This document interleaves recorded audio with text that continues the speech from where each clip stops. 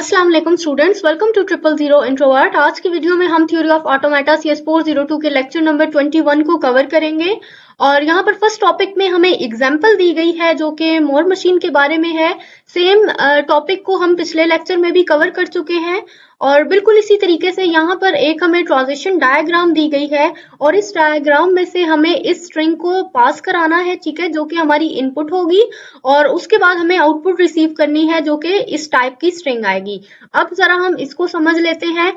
ये सेम चीजें हैं जो कि पिछले लेक्चर्स में भी पढ़ी। ये रहा हमारा इनपुट, ठीक है, Q नॉट से हमारी इनपुट स्टार्टिंग स्टेट होगी हमारी और यहाँ से हमने लेट्स सपोज ये जो फर्स्ट लेटर है B, एक एक करके इसको रीड करना स्टार्ट करते हैं। जब हम Q नॉट से B को रीड करेंगे तो आप देखें ये रहा B, हम चले जाएंगे Q1 स्टेट की तरफ, तो ये आ गई जी Q1 स्टेट पर। अब Q नॉट पर जब हम थे तो हमारे पास आउटपुट थी 0, ठीक है, ये वाली, और यहाँ पर हम 0 मेंशन कर देंगे। Q1 स्टेट पर आने के बाद भी आउटपुट आएगी हमारे पास 0, तो यहाँ पर भी हम 0 ये हमने मेंशन कर दिया। उसके बाद नेक्स्ट अल्फाबेट है हमारे पास, फिर से B आ गया है, ठीक है, तो यानी Q1 पर खड़े होके अब हमें फिर से B रीड करना है, तो ये आ गए जी हम Q2 पर और इसकी आउटपुट में भी हमारे पास है जी 0, तो यहाँ पर हम Q2 लिखेंगे, ठीक है, ये हमने लिखा और इसकी आउटपुट में भी 0। अब थर्ड अल्फाबेट फिर से B आ गया हमारे पास। अब हम यहाँ से फिर B को रीड करेंगे, तो ये देखें जी हमने यहाँ पर लूप लगा रखा है इन्होंने, तो जब B को रीड करेंगे सेम स्टेट पर ही रहेंगे हम, ठीक है, और ये रहा जी हमने यहाँ Q2 लिखा सेम स्टेट और फिर से हमारे पास आउटपुट आ रही है 0, तो यहाँ पर हम फिर से 0 लिख देंगे। अब 3 तक हमारा हो गया रीड, फर्स्ट 3 अल्फाबेट्स। उसके बाद अब हमें A को रीड करना है। जब हम Q2 पर खड़े होकर A को रीड करेंगे तो ये चला जाएगा Q3 की तरफ, ठीक है, तो अब Q3 पर हमारी जो आउटपुट है वो रही 1, तो यहाँ हम Q3 लिखेंगे, आउटपुट आ गई हमारी 1, ठीक है। फिर इसके बाद इसी तरह अब हम फिर से यहाँ पे हमारे पास नेक्स्ट अल्फाबेट B है, तो जब हम B को रीड करेंगे Q3 पर खड़े होकर, ये हमने B को रीड किया और ये आगे हम Q1 की तरफ, तो Q1 की 1 हम यहाँ पर लिख देंगे, ठीक है। आउटपुट देखें आप हमारे पास 0 है, तो आउटपुट हमने यहाँ लिख दी। उसके बाद नेक्स्ट अल्फाबेट अब हमारे पास डबल A है, 2 मरतबा A रीड करेंगे, तो Q1 से जब हम A को रीड करेंगे तो हम Q नॉट स्टेट पर चले जाएंगे, ठीक है, ये हमने Q नॉट लिखा और इसकी आउटपुट है हमारे पास 0। और उसके बाद फिर से जब हम A को रीड करेंगे तो यहाँ पर लूप लगी है, ठीक है, Q नॉट स्टेट पर ही हम रहेंगे और फिर से आउटपुट 0, तो यहाँ पर हमने Q नॉट लिखा और आउटपुट 0, ठीक है। अब डबल A के बाद हमारे पास है डबल B, ठीक है, अब हमें 2 मरतबा B को रीड करना है, तो एक मरतबा जब हम B को रीड करेंगे तो ये आ जाएगा जी Q1 पर, ठीक है, ये आ गया Q1, इसकी आउटपुट है हमारे पास 0, तो हम सेम लिख देंगे यहाँ पर। फिर से हमें B रीड करना है, तो ये देखें जी फिर से B रीड करने के बाद ये चला जाएगा Q2 पर, ये आ गया Q2, आउटपुट होगी हमारे पास 0, ठीक है, जो कि यहाँ पर मेंशन है। उसके बाद अब हमारे पास फिर से डबल A आ गया है, तो पहली दफा जब हम A को रीड करेंगे तो ये Q3 पर आ जाएगा, ठीक है, आउटपुट है इसकी 1, तो ये यहाँ पर हम Q3 लिखेंगे, आउटपुट में लिखेंगे 1। और दूसरी दफा जब हम फिर से A को रीड करेंगे तो ये आप यहाँ से देख सकते हैं ये जाएगा Q नॉट पर, ठीक है, आउटपुट आ जाएगी इसकी, Q नॉट के साथ में 0 लिखा है तो हम यहाँ आउटपुट में लिख देंगे 0।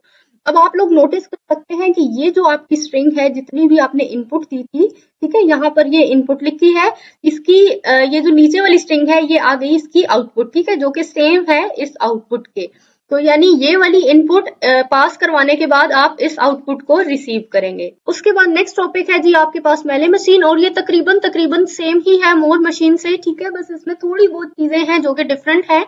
स्टेट्स आप देखें बिल्कुल उसी तरीके से Q नॉट, Q1, Q2, और जो कि Q नॉट स्टेट है वो हमारी इनिशियल स्टेट होगी, और इसमें भी हम इसी तरीके से कुछ अल्फाबेट हैं जो कि इनपुट के तौर पे हम इस्तेमाल करेंगे और फिर कुछ डेटा हमें आउटपुट के तौर पर भी रिसीव होगा। अब यहाँ से इसको समझें आप एक एग्जाम्पल से, ठीक है, ये इसकी डायग्राम दी गई है यहाँ पर, तो इसका पहले तो आप डिफरेंस समझ लें कि क्या क्या फर्क है जो इन दोनों में मौजूद है। तो अब आप देखें यहाँ पर अगर ये रहा Q नॉट, ठीक है, जो कि हमारी इनिशियल स्टेट है। अब आउटपुट एक तो आप देखें यहाँ पर जो है आउटपुट स्टेट के साथ में ही लिखी थी, ठीक है, Q नॉट के साथ में ही आउटपुट लिखी थी, लेकिन जो हमारी मेले मशीन है यहाँ पर Q नॉट के साथ में आउटपुट नहीं लिखी। यहाँ पे हम जो डेटा इनपुट कराएंगे, मिसाल के तौर पे अगर A इनपुट करा रहे हैं तो उसकी आउटपुट आएगी 0, ठीक है, वो हमने बाहर की तरफ लिखी है एज की साइड पे, तो एक तो ये डिफरेंस हो गया इसमें। इसके अलावा हमारे पास एक और डिफरेंस भी है कि जब हम जो भी डेटा इनपुट कराते हैं, ठीक है, जो हमारी आउटपुट है वो उससे एक डिजिट ज्यादा ही आती है। यानी हम कह सकते हैं कि अगर हम n पास करा रहे हैं तो उसकी आउटपुट हमारे पास आएगी n+1। ठीक हो गया जी, ये मैंने यहाँ पर लिख दिया है। n अगर हमने इंटर कराया तो उसकी आउटपुट होगी n+1, एक डिजिट ज्यादा। और जो हमारे पास मैली मशीन है, इसमें जितने भी हम डिजिट्स इंटर कराएंगे, ठीक है, जो भी हमने स्ट्रिंग इंटर कराई तो उसकी आउटपुट उसी के इक्वल होगी। यानी अगर हमने n डिजिट्स को इंटर कराया है तो हमारी आउटपुट भी n ही होगी। ठीक है, यहाँ पर आप ये आउटपुट देख सकते हैं। अभी हम इसको मजीद समझते हैं। थोड़ा सा हम जूम आउट करेंगे इसको समझने के लिए मजीद। तो जी ये रही एग्जाम्पल। ठीक है, यहाँ पे इन्होंने हमें बताया है कि हमारी जो इनपुट है वो ए बी में होगी। ठीक है, आउटपुट हमारी हो सकती है 0 1 में। ठीक है, ये रही हमारी डायग्राम। अब हमारे पास जो स्ट्रिंग इन्होंने हमें दी है, ठीक है, तो ये रही हमारी स्ट्रिंग जो कि हमें इनपुट करानी है। उसके बाद ये हमारी आउटपुट होगी। तो अब हम जरा इस स्ट्रिंग को इस जो हमारा ग्राफ है इसमें से पास करा देते हैं। पहले तो जी हमारे पास a है गिवन। ठीक है, तो जब हम इनिशियल स्टेट से a रीड करेंगे तो ये चला जाएगा Q1 की तरफ। तो आप ये देखें, ये रही हमारी इनिशियल स्टेट। यहाँ से हमने जब a रीड किया तो ये आ गया हमारा Q1 की तरफ। ठीक है, ये हमने a रीड किया। अब Q1 के पास जाने के बाद जो हमारी आउटपुट है वो आई है जी 0। ठीक है, तो आउटपुट को हम यहाँ लिखेंगे। अब फिर उसके बाद हमारे पास नेक्स्ट अल्फाबेट है जी बी, ये वाला अल्फाबेट। ठीक है, अब हम इसको रीड करेंगे Q1 पर खड़े होकर। जब हम बी को रीड करेंगे तो आप देखें Q2 पर आ गए। तो यहाँ से हमारे पास हमने बी को रीड किया और आउटपुट आई है 1। ठीक है, ये देखें यहाँ पर हमने सेम चीज मेंशन की, बी को रीड किया और आउटपुट आई 1। ठीक है, फिर उसके बाद अब हम फिर से अब हमें बी को रीड करना है। ठीक है, ये अल्फाबेट फिर से बी आ गया। तो यहाँ से आप देखें Q2 से जब आप B को रीड करेंगे तो ये रहा जी B। ठीक है, B को रीड करते वक्त ये आ गया है Q3 की तरफ और B को रीड करने के साथ में आउटपुट आई है 1। ठीक है, ये हमने B को रीड किया और ये होगी जी हमारी आउटपुट 1। ठीक है, इस तरीके से। उसके बाद आपको A को रीड करना है। ठीक है, अब हम A को रीड करेंगे तो ये सेम स्टेट पर ही रहेगा, आउटपुट आएगी 1। ठीक है, ये सेम स्टेट Q3 पर ही है, आउटपुट आएगी हमारे पास 1। इसके बाद अब हमें 3 मरतबा बी को रीड करना है। तो पहली दफा जब बी को रीड करेंगे तो ये आ जाएगा Q0 की तरफ और ये देखें जी Q0 की तरफ आया है और इसने आउटपुट दी है हमें 1। तो ये हम 1 को यहाँ पर लिखेंगे। फिर से बी को रीड करेंगे दूसरी मरतबा तो ये चला जाएगा Q3 की तरफ। ठीक है, ये यहाँ आ जाएगा Q3 पर। तो ये आ गया जी Q3 और आउटपुट हमारी आप देखें यहाँ पर लिखा है 0। ठीक है, तो यहाँ पर हम 0 लिख देंगे। उसके बाद तीसरी दफा भी हमें फिर से बी को रीड करना है। अब यहाँ पर खड़े होकर जब हम बी को रीड करेंगे तो ये फिर से Q0 की तरफ आ जाएगा और ये आ गया जी Q0, आउटपुट आई है हमारे पास जी 1। ठीक है, ये वाला 1 हम यहाँ पर लिख देंगे। अब आखिरी दफा हमें अब ए को रीड करना था। ठीक है, अब हम क्योंकि फाइनल इनिशियल स्टेट पर थे, यहाँ से जब हम ए को रीड करेंगे तो फिर से Q1 की तरफ चला जाएगा और आउटपुट आएगी हमारे पास 0। ठीक है, तो सेम 0 हमने यहाँ पर लिख दिया। तो इस तरीके से हमने ये जो हमारी स्ट्रिंग है, इस पूरी स्ट्रिंग को इस डायग्राम में से पास करा लिया और हमारे पास ये वाली जो आउटपुट है रिसीव हो गई है। अब उसके बाद नेक्स्ट ही हमें बिल्कुल सेम एग्जांपल गिवन है। यहाँ पर हमें इन्होंने बताया कि ए बी जो है हमारी इनपुट हो सकती है और आउटपुट में हमारे पास 0 और 1 आएंगे। यहाँ पे हमें इन्होंने ये एक ट्रांजिशन डायग्राम दे दी है और इन्होंने हमें ये स्ट्रिंग दी है कि हमें इस स्ट्रिंग को पास कराना है इस डायग्राम से और ये जो आउटपुट है हमारी वो आनी चाहिए। ठीक है, अब आपको क्या करना है कि खुद ही इस स्ट्रिंग को इस डायग्राम में से पास कराइएगा।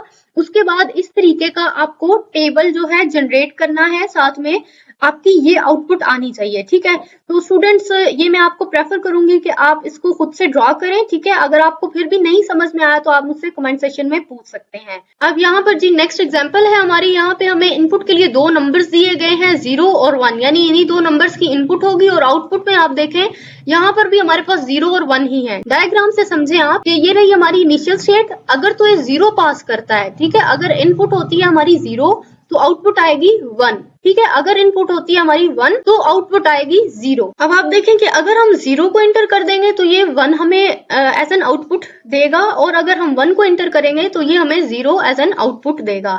अब इसको हम कहते हैं कॉम्प्लीमेंट। ठीक है, आपने छोटी क्लासेस में भी कॉम्प्लीमेंट के बारे में पढ़ा होगा कि जो भी इनपुट दी जा रही है उसको रिवर्स कर देना। अब यहाँ पे इन्होंने हमें एग्जाम्पल के तौर पे एक रैंडम स्ट्रिंग दी है कि अगर हम इस स्ट्रिंग को एज एन इनपुट इस वाली डायग्राम में से पास कराते हैं तो हमारे पास कुछ इस टाइप की आउटपुट आ जाएगी। अब आप देखें स्टार्टिंग में हमारे पास डबल 0 था जिसको इसने रिवर्स करके डबल 1 किया, फिर उसके बाद डबल 1 था, इसने इसको रिवर्स करके डबल 0 कर दिया। उसके बाद यहाँ पे हमारे पास 0 1 0 था और इसने इसको उलट कर दिया, 0 की जगह 1 आ गया, 1 की जगह 0 और फिर से 0 की जगह यहाँ पर 1 आ गया। तो ये हमने क्या किया, एक टाइप का जो भी हमारा डेटा था उसको ऑपोजिट कर दिया है, 1 की जगह 0, 0 की जगह 1। इसी को हम बोलते हैं कॉम्प्लीमेंटिंग मशीन। उसके बाद जी नेक्स्ट टॉपिक है आपके पास कंस्ट्रक्टिंग दी इम्प्लीमेंटिंग मशीन। ठीक है, तो आपको इम्प्लीमेंटिंग मशीन को कंस्ट्रक्ट करना है, यानी जो भी हमें स्ट्रिंग दी गई है, ठीक है, जिस तरह हमें ये एक रैंडम स्ट्रिंग दी गई है, ठीक है, यहाँ पर भी हमें ये रैंडम स्ट्रिंग दी गई है, आपको इसमें 1 को ऐड कर देना है। अब 1 को ऐड आप किस तरीके से करेंगे, अब यहाँ पे ना इन्होंने थोड़ा सा इसको लेफ्ट करके लिख दिया है, जबकि ये 1 बिल्कुल यहाँ 0 के नीचे आना चाहिए, बिल्कुल इसी तरह जिस तरह हम मैथ का कोई भी क्वेश्चन सॉल्व करते हैं। तो जी इस तरीके से आपका प्लस का सिंबल आना चाहिए, ये यहाँ पर नहीं है। ठीक है, अब आप देखें कि अगर 0 में 1 को प्लस करेंगे तो जवाब सीधी सी बात है 1 आएगा हमारे पास, और बाकी जितनी भी ये स्ट्रिंग है ये एज इट इज नीचे लिखी जाएगी। ठीक है, तो इस तरीके से ये जो हमारा क्वेश्चन था हमने इसको ऐड कर दिया और ये हमारी आउटपुट आ गई। हमने इसको इंक्रीमेंट कर दिया है 1 के साथ। ठीक है, जब हम इस स्ट्रिंग को इंक्रीमेंट करेंगे, अब ये एक ऐसी स्ट्रिंग है जिसके एंड पर आ गया है जी 1, यहाँ पे तो 0 में 1 को ऐड किया था, हमारा आंसर 1 आ गया था। लेकिन अब यहाँ पर अगर आप देखें, अगर हम 1 को ऐड करते हैं, ठीक है, यहाँ पर भी 1 थोड़ा राइट साइड पे लिखा होगा और यहाँ पर नहीं है। ठीक है, यानी इसको हम लेफ्ट साइड पे लिखेंगे जब भी हम मैथ का क्वेश्चन सॉल्व करते हैं, सेम उसी तरह। अब आप नोटिस करें यहाँ पर दोनों दफा 1 आ गया है। 1 + 1 अगर हम करते हैं तो नॉर्मली हमारे पास 2 आंसर आता है, लेकिन यहाँ पर हम 2 नहीं लिख सकते बिकॉज ये बाइनरी लैंग्वेज है, 0 और 1 को ही हमने यूज करना है। कि अगर हमारे पास 2 आ जाता है, ठीक है, तो आप 2 को यहाँ पर लिखेंगे। ठीक है, आपको 2 का एलसीएम लेना है, सिंपल। तो जब भी हम 2 का एलसीएम लेते हैं, ये सेम मेथड है जो कि आपने पिछली क्लासेस में भी पढ़ा होगा, 9-10 के लेवल पर ये पढ़ाया जाता है। तो 2 1 = 2, ठीक है, और पीछे हमारे पास नंबर बचे 0, क्योंकि पूरा जो है टेबल पर चला गया है ये। अब यहाँ पर हम लिखेंगे 1 and 0। तो सेम इसको जिस तरह अब हम लिखते हैं मैथ के क्वेश्चंस में, 0 को हम यहाँ पर लिख देंगे और ये जो 1 है हमारा ऊपर यहाँ पर कैरी आ जाएगा। अब 1 में 1 को ऐड करें, फिर से 2, फिर से हम 1 और 0, 0 इधर और 1 इधर। ठीक है, फिर से अब यहाँ पे हमारे पास 1 और 1 बना, ये फिर से 2 आया, तो अब हम फिर से यही करेंगे 1 and 0। तो 0 यहाँ पर लिख दिया और 1 यहाँ पर।